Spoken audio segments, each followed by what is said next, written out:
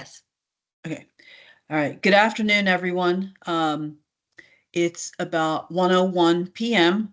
And so I am going to go ahead and get started on the grant administration webinar for the Community Arts Impact Grant for fiscal year 2025. My name is Kathy Collins. I am the program manager for this grant. And we have with us today also Lisa Hill, who is the program manager for the special event partnership grant.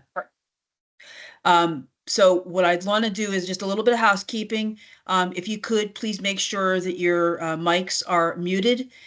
Please keep your questions until the end. And if for some reason we don't get to your question or we miss it, you can always call me or email me afterwards. Everyone will receive a copy of the slideshow as a PDF. And if you want a copy of the recording, just let me know and we'll send you a copy as soon as it is available. So what we're going to do today is we are going to go over the grant agreement, which you all should have received. If you haven't received it, please let me know so that I can resend it to you. It would have been in an email with several attachments. So we're going to go over all of the documents that need to be signed and returned, as well as the process for getting this grant reimbursement to you for the period of fiscal year 2025. So first of all, every grant in Hillsborough County is governed by a grant agreement, which is the legal contract which governs your grant with the county. The grant agreement which I sent should be read very carefully. Make sure that you understand all of the sections of it. And then it should be signed by someone from your organization, either yourself or a board member or another person who is legally able to bind the organization to a contract. Once you send it back to me, we make sure that we get all the information, and then I gather all of the grant agreements, and then we have them sent to the representative of the county who will sign them. So in the email which I sent, I asked that the grant agreements be returned within 10 business days or December 3rd. And so we want to make sure everyone's in before we send them off to the representative because they sign them in one batch. If you are a prior grantee, you will note that the human trafficking affidavit is a new document this year that needs to be signed before a notary. The grant agreement needs to be signed before a witness, and you also need to send in a currently dated W-9 form. So basically what you're going to send back to me via email is the signed grant agreement, the signed and dated IRS W-9, and the human trafficking affidavit. Once that all comes back and it gets signed, you will then get a copy of the signed grant agreement that has everyone's signature on it. Now, to begin with, your grant period for the Community Arts Impact Grant is November 1, 2024 through August 15, 2025. We cannot accept any requests for reimbursements beyond August 15th. If it comes in on August 16th, it will be denied. Also, this may seem elementary to most people, but this is a reimbursement-based grant. That means you have to spend the money before you can ask for reimbursement. I know that sounds elementary, but we actually had 2 grantees last year who forfeited the grants because they hadn't spent the money. They thought that they could just ask for it at the end and they would get it. That's not how it works. In addition to that, you are only allowed to spend what you indicate in your budget, in your grant narrative and grant application budget. So if there is something that you didn't ask for that you find that you need, you're going to need to make a request, and it may or may not be approved. So that is why when people are filling out their grant applications, we really stress that you have to think this thing through. You have to think it through to the next year. So again, you can only ask for expenses to be reimbursed, which are outlined in your grant agreement narrative or your grant application narrative and budget. You can submit up to 5 reimbursement requests, and I strongly suggest, as a prior grantee myself, don't wait until August to submit your reimbursement requests. If you have the expenses and you have the documentation ready, send them in and get them paid throughout the year. If you wait until the last minute in August, you may find that you don't have the documentation that you need, and that is not going to extend the time for you to get these reimbursements made. You have to have everything in on time, and it has to align with what you outlined in your application. So you're going to be using the Neighborly Grant Portal to submit your reimbursement request. You'll use the password and the login that you used when you made your application. You'll simply log in, you'll find your application, and then you will go to the reports section, which is in a tab to the left, and you'll see it. And you're going to be filling out the form that is called the Invoice Detail Worksheet. So you're going to fill out the form, and it's going to give us all the information like what the expense is and who the expense was made. But in addition to that, you have to show backup. So let's say, for example, your reimbursement request is for a supply that you bought. Maybe you bought paint or you bought canvases for a project.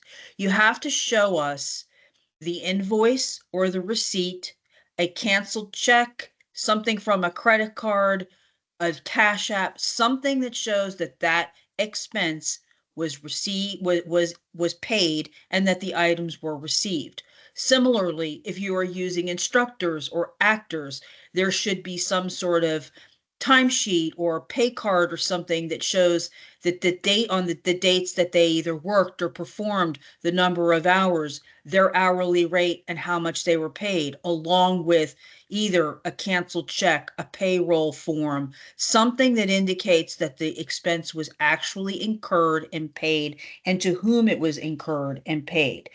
I go through, when I get the invoice, I line them up to everything. So I may come back to you and say, I see you asked for X on your worksheet. I don't see the corresponding documents that show that you paid for it.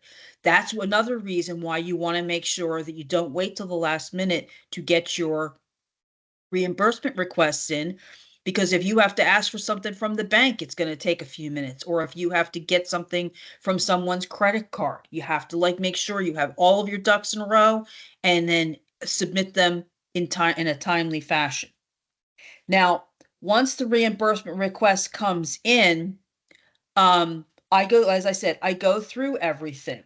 Now, this next slide is kind of something that I wanted people to see. It's best practices. If you keep this in mind, if you think in terms of whatever your expenses are, you need canceled checks, you need a bank statement, you need an invoice, you need a receipt. You just need something that just shows what you have spent. And again, you can ask for up to 5 reimbursements to total up your $5,000. You can ask for less, you can ask for 1.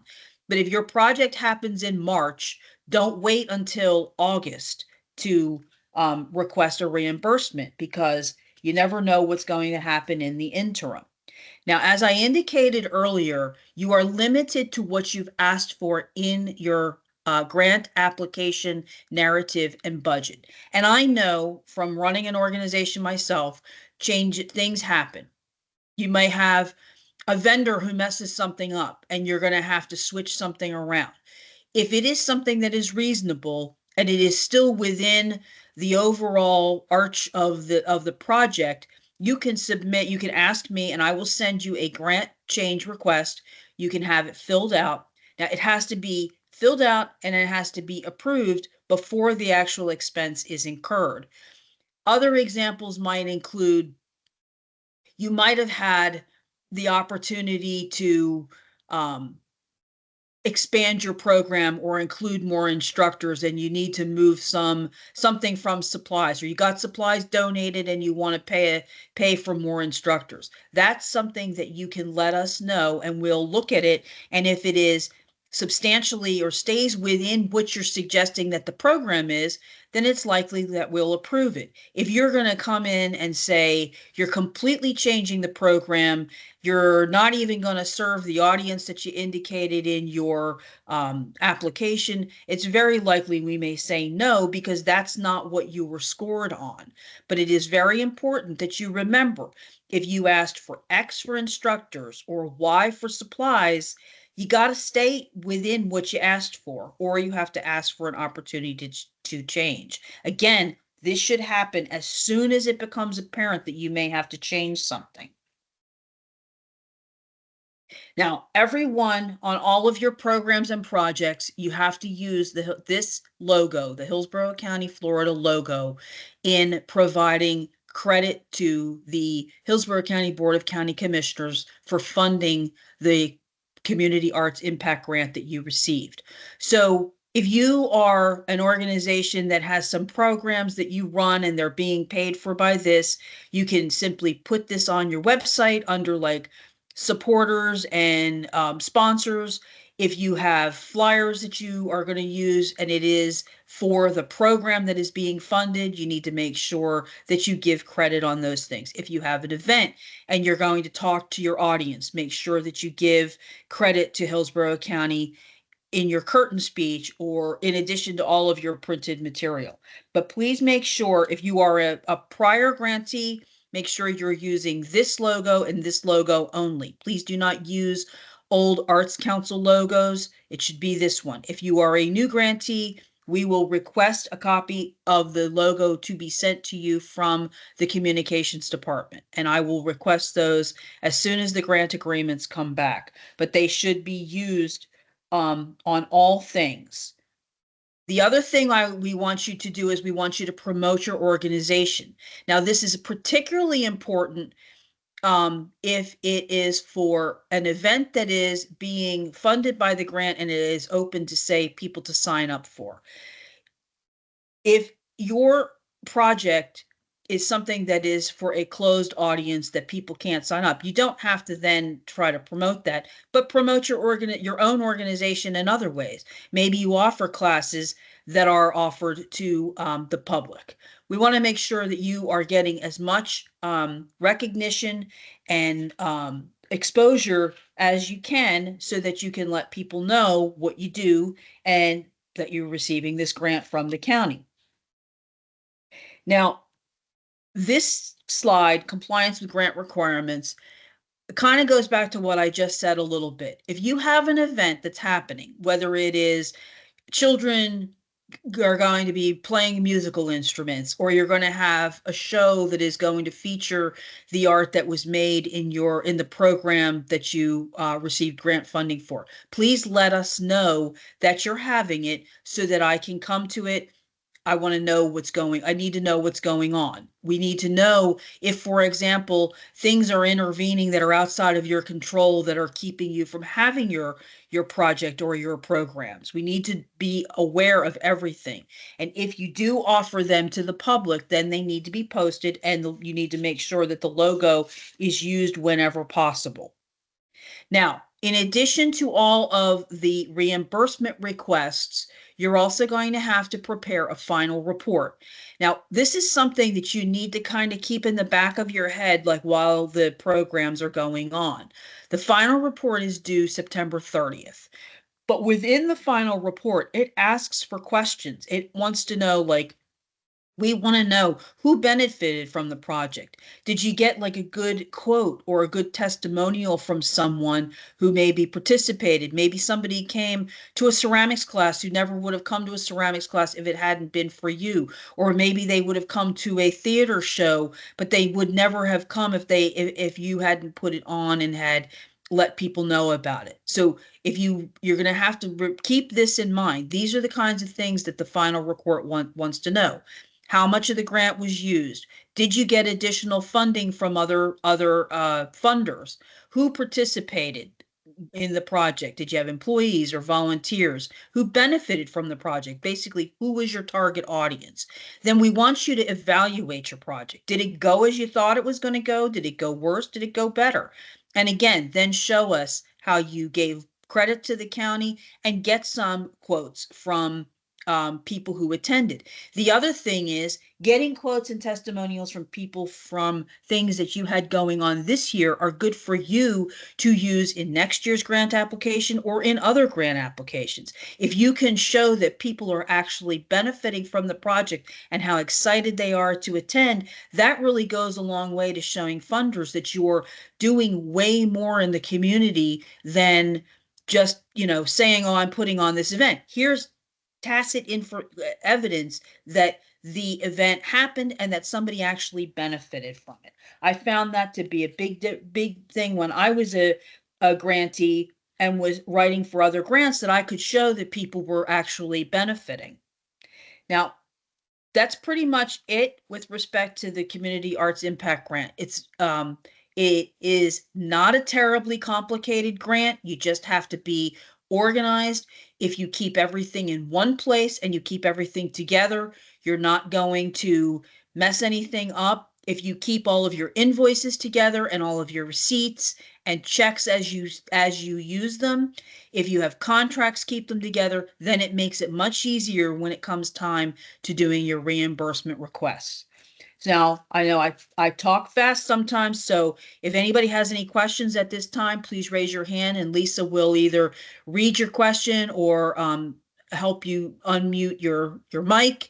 Or if we don't get to you, please feel free to email me or call me afterwards. And again, everyone will get a copy of a PDF of this particular slideshow. Kathy, I'm trying to unmute, but if anybody wants to put something in the chat, I can always read it. For some reason, it's not letting me unmute people.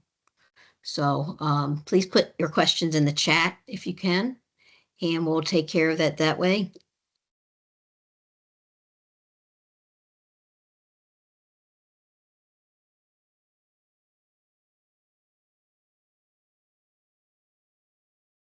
I'm not seeing any questions yet. Does anybody have any questions for Kathy?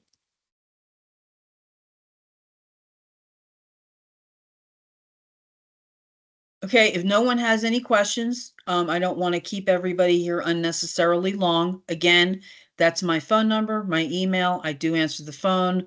I respond to emails pretty quickly. Please try to remember to get your grant agreement and all the signed documentation to us or to me by December 3rd via email. And again, if you have any questions, just let me know. I appreciate everyone attending today, and I hope that this was helpful.